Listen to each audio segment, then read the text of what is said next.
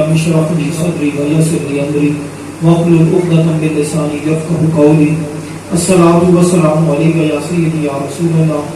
الصلاة والسلام عليك يا سيدي يا حبيب الله. الصلاة والسلام عليك يا سيدي يا نور الله. الصلاة والسلام عليك يا سيدي یا رحمت للعالمین. اللہ رب العزت کا احسان عظیم، اس نے ہمیں محفل ذکر و نعت عطا کی، مل بیٹھنے کی توفیق بخشی. اللہ پاک ہمیں اس محفل کے فیض و برکات سے مستفیض فرمائے. یقینا ساتھیو، پہلے کی طرح یقیناً اللہ رب العزت کا احسان عظیم ہے، اس کی توفیق سے، اس کی مدد سے ہمیں محفل کا انعقاد کیا. اور ہم سب کی خوش قسمتی ہے کہ شہزادے امام حسن علیہ السلام کی یوم شہادت کا کے دن ان کی یاد میں ہم محفل کر رہے ہیں. کہ اللہ رب العزت کا ہم پہ احسان عظیم ہے، اس پہ اس کا جتنا شکر ادا کیا جائے وہ کم ہے. اور یہی التجا ہے اس کی بارگاہ میں، مالک کی بارگاہ میں، کہ یہ توفیق ہمیں ہمیشہ ہماری جب تک سانسیں چل رہی ہیں ہمیں میسر آئے. نبی کریم علیہ السلام نے کیا فرمایا کہ یہ دونوں شہزادے جنتی جوانوں کے سردار ہیں، دنیا میں میری بہار ہے. نبی کریم علیہ السلام نے جو محبت کا اظہار کیا نا شہزادوں سے، وہ بے مثال ہے، کوئی مثال ہی نہیں. اور قربان جاؤں صحابہ پر جو آقا جی کے یار ہیں، انہوں نے بھی جو محبت کا اظہار کیا نا اہل بیت سے، وہ بھی بے مثال ہے. تو جتنا محبت کا اظہار کیا جائے، جتنی محبت کا انعقاد کیا جائے، یقیناً وہ تھوڑا ہے، زیادہ سے زیادہ ہمیں کرنا چاہیے. اللہ رب العزت کے احسان عظیم ہے یہ کاریں، اللہ سے یہ التجا کہ ہمیشہ کرتے رہے. نبی کریم علیہ السلام نے بہت زیادہ زور دیا اہل بیت کی محبت پہ. اب یہ سارا گھرانہ ہی بے مثال ہے. اب سیدنا امام حسین علیہ السلام آپ کی شہادت کے یقیناً واقعہ کربلا سب کو پتہ ہے. آپ یقین کریں جب سیدنا امام حسن علیہ السلام کا وہ اصل علماء اتنا زیادہ بیان نہیں کرتے نا، آپ وہ پڑھیں تو آپ وہ بھی کوئی مسئلہ کم نہیں ہے، کربلا سے کم نہیں ہے معاملات جو ہوئے. سیدنا امام حسن علیہ السلام آپ کے پوتے پڑپوتے 18 کے قریب ابو جان منصور، یہ لعین، یہ بنو عباس میں سے تھا، حالانکہ آقا جی کے یہ چچا کے ان کے سیدنا امام حسن علیہ السلام کے چچا تھے حضرت عباس رضی اللہ عنہ. ان کی آگے اولاد نے بڑا ظلم کیا بنو عباس والوں نے، کہ ابو جان منصور اس لعین نے کیا کیا کہ ایک کمرے میں بند کر کے 18 قریب امام حسن علیہ السلام کے اولاد میں سے آپ کے پوتے پڑپوتے سب کو اندر بند کر کے مکمل ٹائٹ کر دیا، چاروں سائڈوں سے بند کر دیا، اور اتنی اذیت ناک دم گھٹنے سے سب کی شہادت ہوئی. تو یہ بھی واقعہ کوئی کم نہیں، کربلا سے کم نہیں ہے جو سیدنا امام حسن علیہ السلام بھی ظلم ہوا. تو یہ سارا گھرانہ ہی مظلوم ہے. اب آپ دیکھیں پیچھے سیدنا مولا علی شیر خدا رضی اللہ تعالیٰ عنہ، مثلا اس جس پر اس لعین نے آپ کو مسجد میں شہید کیا، وہ دیکھ لیں. اور قربان جاؤں آپ کے صبر کی انتہا، آپ نے کیا فرمایا کہ اگر میں بچ گیا پھر تو ٹھیک ہے، نہیں تو اس کو ایک ہی بات سے اس کی گردن نہ اڑا دینا، اس کو موت پہ بھی اس کو اذیت نہ دینا، تکلیف نہ دینا.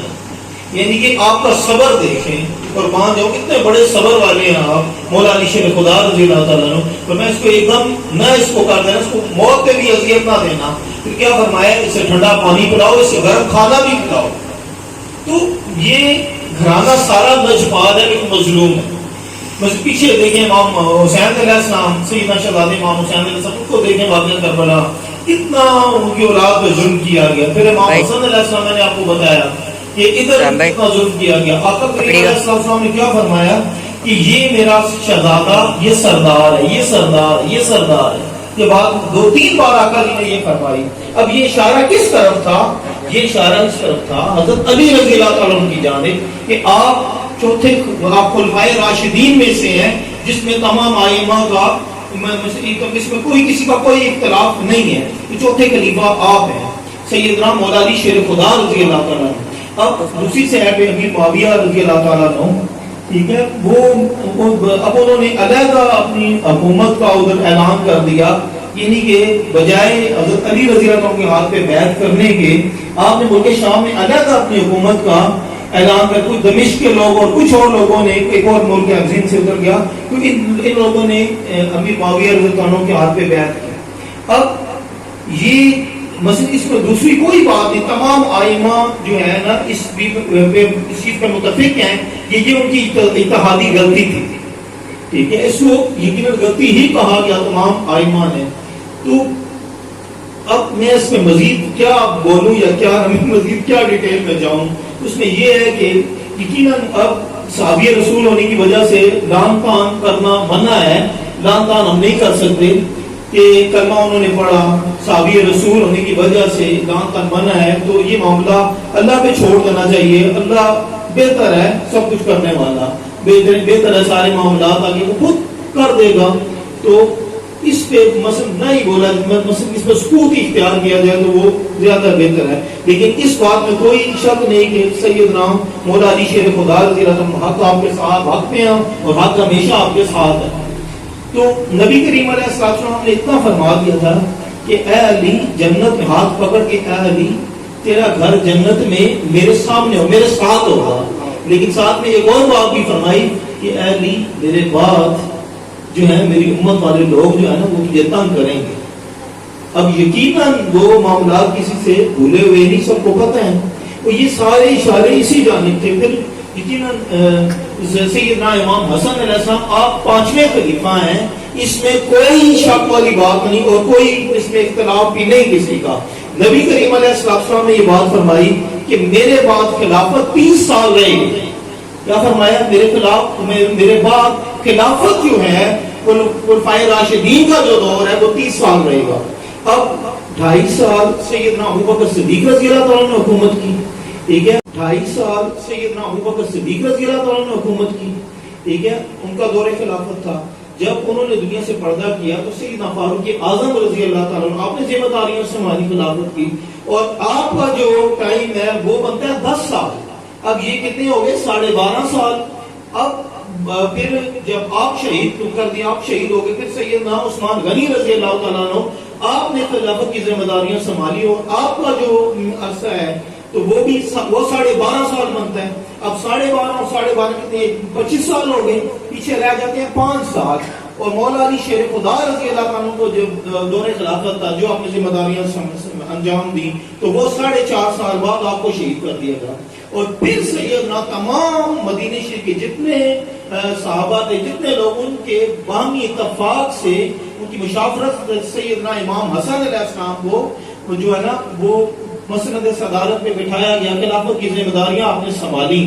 تو آپ کا جو وہ بنتا ہے وہ ٹائم وہ تقریباً 6 ماہ بعد میں بنتا ہے، وہ ڈال کے پھر 30 سال میرے آقا جی کے فرمان کے عین مطابق وہ 30 سال پورے ہوتے ہیں۔ تو اسی لیے نعرہ خلافت کا جب ہم نعرہ لگاتے ہیں، نعرہ خلافت تو حق 5 یار، حق 4 یار نہیں، حق 5 یار، ٹھیک ہے، کہ وہ امام آقا جی کے فرمان کے مطابق سیدنا امام حسن علیہ السلام کے 6 ماہ ہم ڈالیں تو پھر وہ 30 سال پورے ہوتے ہیں، جو میرے آقا جی کا فرمان تھا۔ پھر یقیناً آگے جو معاملات ہوئے، قربان جو امام حسن علیہ السلام نے آگے کون زیادہ بہ چکا تھا، زیادہ آپس میں جو لڑائی جھگڑے کے وہ معاملات یا وہ وِدرا نہیں کر رہے تھے دوسری سائڈ سے، امیر معاویہ رضی اللہ تعالیٰ عنہ ان وہ اس چیز سے پیچھے نہیں ہٹ رہے تھے، تو قربان جاؤں مولا حسن پاک علیہ السلام انہوں نے کہا کہ آقا جی نے فرمایا نا کہ میرا یہ بیٹا سردار ہے، میرا یہ بیٹا سردار ہے، یہ 2 اسلامی گروہوں میں جو ہے نا صلح کروائے گا، اور آپ بانی صلح عظیم ہیں۔ آپ سیدنا امام حسن علیہ السلام صرف خون نہ قتل و غارت نہ ہونے کی وجہ سارے معاملات کو روکنے کے لیے قربان جاؤ آپ نے اپنی خلافت قربان کر دی، ٹھیک ہے، اور آپ نے ودرا کر دیا، آپ نے کہا کہ ٹھیک ہے آپ خلافت کی ذمہ داریاں سنبھالیں، آپ پھر ایک سائڈ پہ ہو گئے۔ اب اگلے معاملات وہ اتنے یعنی کہ بنو امیہ کے وہ یقیناً سب کو پتہ ہے، میں اس میں اب کیا بیان کروں اور کیا نہ بیان کروں، میں نے کہہ دیا نا پہلے ہی کہ جو ہم اس پہ خاموشی اختیار کرتے ہیں اور یہ معاملہ اللہ پہ چھوڑتے ہیں، وہ بہتر ہے سارے معاملات کرنے والا اور سارے معاملات کو دیکھنے والا۔ یقیناً جو ظلم کیا گیا وہ کسی سے ڈھکا چھپا نہیں ہے، وہ سب کو پتہ ہے، لیکن الحمدللہ ہم خوش قسمت ہیں، سیدنا شہزادہ امام حسن علیہ السلام کا دن بھی مناتے ہیں، سیدنا امام حسین علیہ السلام کا دن بھی مناتے ہیں، مولا علی شیر خدا رضی اللہ تعالیٰ عنہ آپ کا دن بھی مناتے ہیں، اور امی جی سیدہ فاطمہ الزہرا رضی اللہ تعالیٰ عنہ ان کا دن ہے تو وہ بھی ہم مناتے ہیں۔ الحمدللہ یہ ہماری خوش قسمتی ہے. اور یہ درس جو ہے نا سیدنا ابوبکر صدیق رضی اللہ تعالیٰ نے بھی دیا ہے اہل بیت سے محبت کا, اور سیدنا فاروق اعظم رضی اللہ تعالیٰ نے بھی دیا ہے, سیدنا عثمان غنی رضی اللہ تعالیٰ عنہ آپ نے بھی دیا ہے. بس تھوڑی میں کہتا ہوں یہ سستی ہے کہ وہ بات وہی آتی ہے جو میں اکثر بیان کرتا ہوں کہ آقا کریم علیہ السلام نے جو آخری جو خطبہ اس میں 1.25 لاکھ صحابہ تھے, جس میں حضرت علی رضی اللہ عنہ نے فرمایا کہ جس کا میں مولا اس کا علی مولا. اب آقا جی نے اس خطبے میں یہ بات واضح کر دی تھی کہ دو بھاری چیزیں چھوڑ کے جا رہا ہوں, ایک قرآن اور ایک اپنی اطرت یعنی اہل بیت. ٹھیک ہے, اب ہم نے قرآن بیان کیا لیکن اہل بیت کو چھوڑ دیا, اور یقیناً اس معاملے میں سب کی پکڑ ہوگی, اور خاص کر کے ان علماء کی پکڑ ہوگی کہ جنہوں نے قرآن تو بیان کیا اہل بیت کی شان بیان نہیں کی. دونوں ضروری ہیں. ہم قرآن بیان کرتے ہیں تو اہل بیت بھی بیان کریں, اور اگر اہل بیت بیان کرتے ہیں تو قرآن بھی بیان کریں, اور یہ دونوں چیزیں قیامت تک ایک دوسرے سے جدا نہیں ہوگی. ٹھیک ہے, اب شروعات بھی شہزادوں سے ہی ہے. ٹھیک ہے, اب دیکھیں نا ان کی اگر کربلا میں وہ قربانی نہ ہوتی نا تو ہر گھر میں یزید ہی ہوتا ہے نا. ٹھیک ہے, وہ معمولی قربانی نہیں ہے, اور حق اور باطل کی جنگ تھی جو شہزادے امام حسن علیہ امام حسین علیہ السلام نے وہ جیت لی, اور آج نہیں تو ہر گھر میں یزید ہوتا. اب ابتدا بھی دیکھ لیں جب یہ شروع ہوا نا تو قربانی ان کی ہے, آگے قربان جائیں اس سارے معاملے کو پھر امام مہدی علیہ السلام آئیں گے. ٹھیک ہے, لاسٹ میں بھی آقا جی کی اولاد ہی آئے گی, اور وہ سارے پوری دنیا میں اسلام پھیلا دیں گے, ہر جگہ پہ اسلام نافذ کر دیں گے.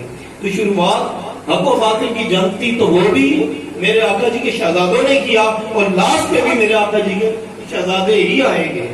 تو بس ساتھیو یہ ساری باتیں کرنے کا مقصد صرف یہ ہے جو صحابہ نے ہمیں دس دیا نا اہل بیت سے محبت کا, اس پہ ہم مکمل ڈٹے رہیں, اس پہ قائم رہیں. وہ ایمان کا جز ہے, اور جو محبت کرے گا اس کا ایمان سلامت ہے, اور جو ڈنڈی مارے گا وہ پھر اس کا اللہ ہی حافظ ہو, یعنی کہ نہ دنیا میں نہ دین میں نہ آخرت میں اس کی کوئی جگہ نہیں ہے کہیں پہ بھی. تو آپ جو ہے اس معاملے میں احتیاط کرنا, آقا جی سے, آقا جی کی اہل بیت سے, میرے آقا جی کے یاروں سے, ان سے محبت کرنا. یہ سارے وہ ہیں جو میرے آقا جی کی قرب والے ہیں, قریب والے ہیں. تو آیت تطہیر دیکھ لے, ٹھیک ہے, موبائل کی آیات دیکھ لے, قرآن پاک میں کوئی ایک جگہ تو نہیں کتنی آیات ہیں, وہ ساری پڑھ لیں. ہر جگہ آپ کو اہل بیت ہی نظر آئیں گے. ٹھیک ہے, تو ان سے محبت کا, ان کا دامن کبھی بھی نہ چھوڑنا. ان سے محبت ہے تو پھر ایمان ہے, سب کچھ ہے. اگر ادھر مسئلہ ہے تو پھر مسئلہ ہی مسئلہ ہے, پھر کام خراب ہے, پھر ایمان بھی سلامت نہیں ہے, کچھ بھی سلامت نہیں ہے. تو اللہ رب العزت ہمیں اہل بیت سے, آقا جی کے گھرانے سے سچی اور پکی محبت عطا کرے, اس محبت میں ہمیں قائم رکھے. اللہ رب العزت ہم سب کو سمجھ عطا کرے.